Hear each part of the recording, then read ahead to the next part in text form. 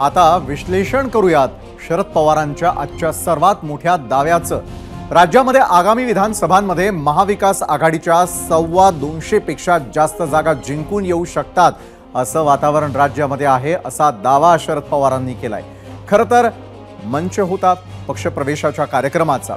मुंबईमध्ये आज भाजपचे माजी आमदार सुधाकर भालेराव यांनी राष्ट्रवादी काँग्रेसच्या शरद पवार गटामध्ये प्रवेश केला। विधानसभेची निवडणूक पुढील 2 ते 3 महिन्यांमध्ये जाहीर होण्याची शक्यता आहे आणि त्याच पार्श्वभूमीवर राज्याच्या राजकारणामध्ये घडामोडी वाढल्या आहेत। महायुती आणि महाविकास आघाडीनं जागा वाटपाची तयारीही सुरू केलेली आहे। सर्वच नेते मंडळी सध्या मतदारसंघाचा आढावा घेताना दिसतात आणि त्यातच आज माजी आमदार सुधाकर भालेराव यांच्या पक्षप्रवेशाच्या मेळाव्यात बोलताना शरद पवारांनी आगामी निवडणुकीसंदर्भात भाष्य केलं। तसंच लोकसभेतील महाविकास आघाडीच्या यशाबद्दल सांगत आता विधानसभेच्या निवडणुकीमध्ये 288 जागांपैकी महाविकास आघाडीच्या 225 जागा निवडून येतील असा दावा शरद पवारांनी केला। अर्थात आता शरद पवारांनी इतकं मोठं विधान केलं म्हटल्यावर त्यावर चर्चा नक्कीच होणार आणि तसंच झालं। महायुतीमध्ये प्रतिक्रिया आल्याही त्या पाहणार आहोतच। मात्र सुरुवातीला पाहूयात शरद पवारांनी नेमका काय दावा केलेला आहे ते। महाराष्ट्र चुकीच्या लोकांच्या हातामध्ये आहे। कालच्या लोकसभेमध्ये निवडणुकीला लोकांनी हे शीत बदलावच्या दृष्टीने काही निकाल घेतला आणि 48 पैकी 31 लोकांना आपल्या विचारावर लोकांनी शक्ती दिली आणि एक प्रकारचा नवीन विचार घडवला। महाराष्ट्राच्या विधानसभेची निवडणुकी त्या 288च्या जागेमध्ये मला चित्र असं दिसतंय 250 पेक्षा जास्त जागा या निवडणुकांच्या येतील। तर शरद पवारांच्या याच दाव्यावरती होता आपला आजचा दुसरा प्रश्न आणि तो पाहण्यासाठी आता जाणार आहोत आपण आपल्या पोल सेंटरवर। तर 0 आवरमध्ये आम्ही तुम्हाला विचारलेला दुसरा प्रश्न, महाविकास आघाडी विधानसभेला 288 पैकी 225 पेक्षा जास्त जागा जिंकणार, शरद पवारांचा दावा खरा ठरेल असं वाटतं का? होय आणि नाही हे 2 पर्याय तुमच्यासाठी।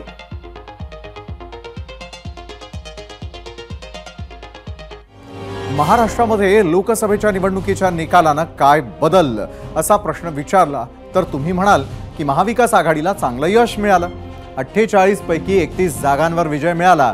तर मी त्यापुढे जात आणखी एक गोष्ट सांगतो आणि ती म्हणजे लोकसभेच्या निकालानं महाविकास आघाडीचा आत्मविश्वास जबरदस्त वाढला आणि महायुतीला झालेल्या चुका सुधारण्याचा वेळ मिळाला। आता कोणती आघाडी कशी तयारी करतेय हे आपण पाहणार आहोत। मात्र त्याआधी पाहूयात शरद पवारांच्या दाव्यावर भाजप प्रदेशाध्यक्ष चंद्रशेखर बावनकुळे यांनी कसा पलटवार केलाय ते। महाविकास आघाडीला 155च्या वर जागा मिळणार नाही असे शरद पवार म्हटले होते। 15 दिवसापूर्वीच म्हटले होते पवार साहेब की 155 मिळणार महाविकास आघाडीला, आता म्हणतात 225 मिळणार। आता लोकसभेमध्ये जनतेची दिशाभूल करून मतं घेतले। आता जनता विचारतात ते आमच्या महिला भगिनी विचारतात आहे की खटाखट 8,500 रुपये कुठे आहे आणि त्यामुळे महाविकास आघाडीला मत देणं म्हणजे मोदींच्या सरकारच्या योजना बंद पाडणे आहे। महाविकास आघाडीला मत देणं म्हणजे शिंदे फडणवीस सरकारच्या योजना बंद पाडणं आहे आणि त्यामुळे कधीही लोक आता पुन्हा या खोटारडेपणात जाणार नाही असं मला विश्वास वाटतो आहे। जिथे पवारांनी महाविकास आघाडीचा आकडाच सांगून टाकला तिथे भाजपच्या स्थानिक नेत्यांनी केंद्रीय नेतृत्वासमोर एक मोठी मागणी केली, तीही विधानसभेसाठीच। उद्याच्या विधान परिषद निवडणुकीची घाई सुरू असली तरी सगळे पक्ष आगामी विधानसभा निवडणुकीवरती आपली नजर ठेवून आहेत। त्याच्या नियोजनाकडे एक पाऊल टाकणं सुरू आहे। त्याचाच एक भाग म्हणजे भाजपच्या कोर कमिटीची तसंच सोशल मीडिया प्रमुखांच्या आज झालेल्या बैठका। या बैठकांचं वैशिष्ट्य म्हणजे विधानसभा निवडणुकीमध्ये भाजपनं 180 जागा लढवाव्यात असं राज्यातील भाजप नेत्यांचं ठाम मत असल्याचं कळतंय। जेवढ्या जास्त जागा लढवू तेवढा जास्त फायदा होईल आणि त्यामुळे 180 पेक्षा कमी जागा लढवू नयेत अशी विनंती राज्यातील नेत्यांनी भाजपच्या दिल्लीतील नेत्यांना केलेली आहे।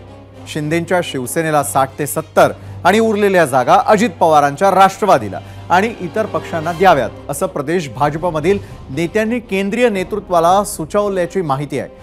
लोकसभेमधील हाराकिरीनंतर अशा पद्धतीचा प्रस्ताव भाजप देणार नाही आणि दिलाच तर तो शिवसेना आणि राष्ट्रवादीला मान्य होणं शक्य नाही, हे सांगायला राजकीय विश्लेषकांची गरज नाही. आणि त्यामुळे सध्या तरी ही आकडेवारी म्हणजे भाजपचा खडा टाकून बघण्याचा प्रकार असू शकतो किंवा महायुतीमध्ये संभ्रम निर्माण करण्यासाठीचा विरोधकांचा प्रयत्न असू शकतो असं मानलं जात आहे.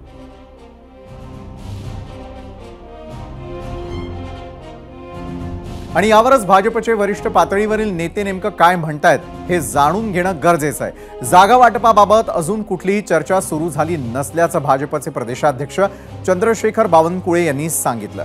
आपण सर्व जागांवरती तयारी करावी असं संघटनेमधील कार्यकर्त्यांना वाटू शकतं असं सांगत अशी तयारी भाजपच्या मित्रपक्षांनाच मदतीची ठरेल असं देखील बावनकुळे म्हणाले. अजूनपर्यंत कुठलीही जागा कुणाला जाईल ही चर्चा नाही, ना भाजपमध्ये आहे, ना एकनाथजीकडे आहे, ना अजित पवारजीकडे आहे. सूत्र सूत्र सूत्र करू करू खोटारडेपणा सुरू आहे. आता सूत्राने जर चालेल तर मग चालवा. खरं सांगतो, अजूनपर्यंत जागा वाटपावर कुठली चर्चा नाही. योग्य वेळी आमचे नेते बसतील, केंद्रीय नेतृत्व बसेल, आमचे राज्याचे 3 नेते बसतील आणि आमच्या 11 पक्षाचे काही आमचे महायुतीचे लोक बसतील आणि 100% चांगला जागा वाटप होईल आणि महाराष्ट्रात तुम्हाला चांगलं चित्र दिसेल.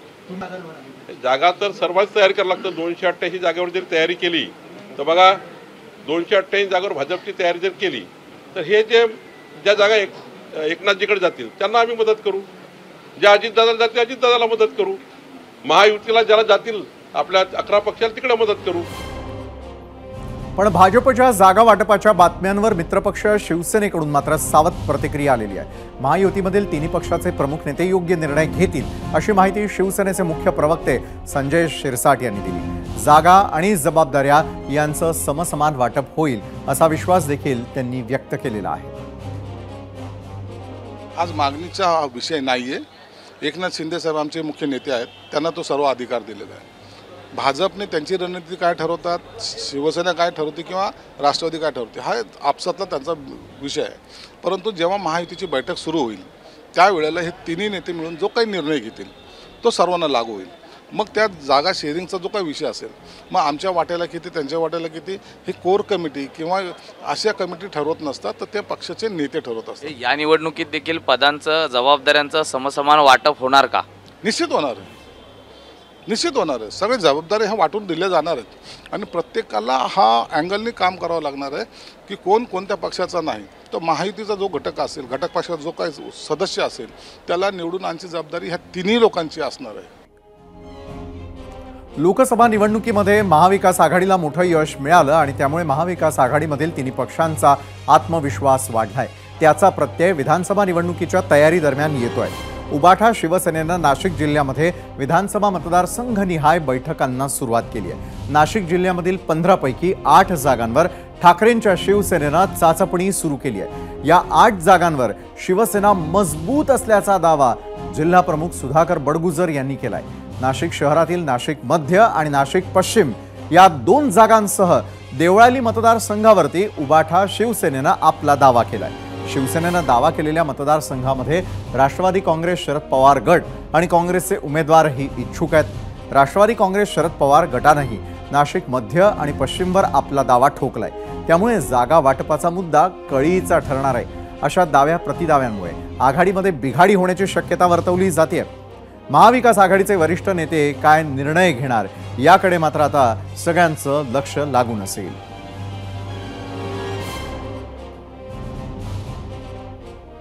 तर महाराष्ट्राचा कौल आपण जाणून घेणार आहोत. आज विचारलेल्या दुसऱ्या प्रश्नावर 60,000 मतं प्राप्त झालेली आहेत यूट्यूबवर.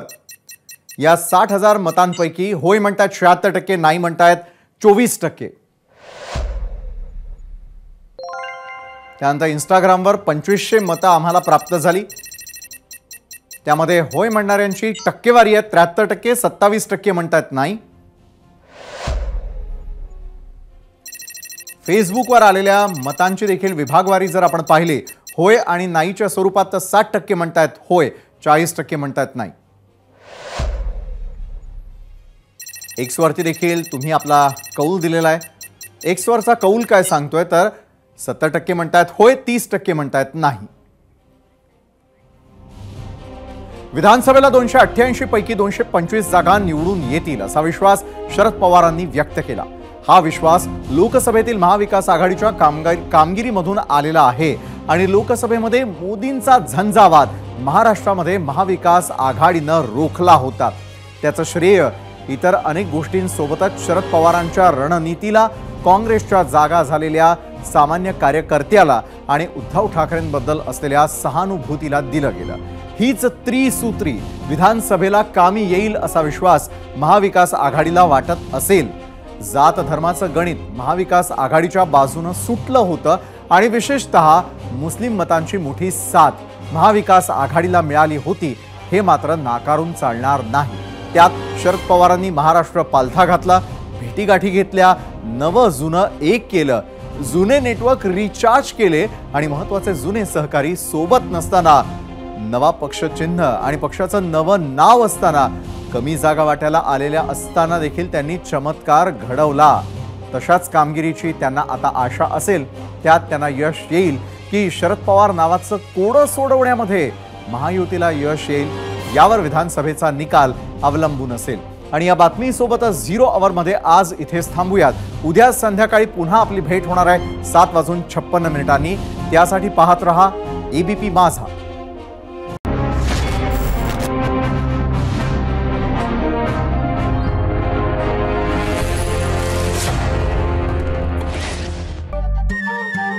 नमस्कार. मन सुद्धा तुझं ही वेगळ्याच प्रकारची मालिका तुम्हा सगळ्यांना खूप आवडली होती. याचा दुसरा सीझन कधी येणार अशी विचारणा झाली. प्रतीक्षा संपली आहे मित्रांनो. येतोय मन सुद्धा तुझाचा दुसरा सीझन.